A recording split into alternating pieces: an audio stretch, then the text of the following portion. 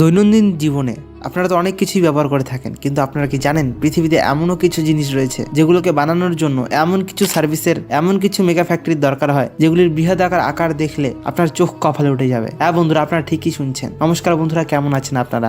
আজকে আমরা এই ভিডিওটির মাধ্যমে পৃথিবীর সব থেকে বড় 3টি মেগা ফ্যাক্টরির ব্যাপারে জানতে যাচ্ছি। তার আগে আপনাদের সকলকে টেকনোলজি মেনিয়া ইউটিউব চ্যানেলে স্বাগত জানাই।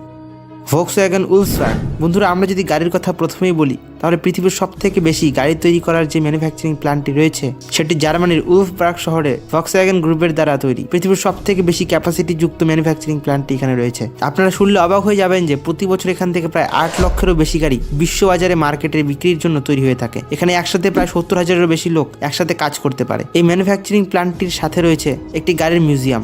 এই মিউজিয়ামটিতে রাখা রয়েছে পৃথিবীর সব অ্যান্টিক কারগুলোকে। এই প্ল্যান্টটিতে মূলত ভক্সওয়াগন গ্রুপের গল্ফ এবং টিগুয়ান মডেলের গাড়িগুলোকে তৈরি করা হয়ে থাকে।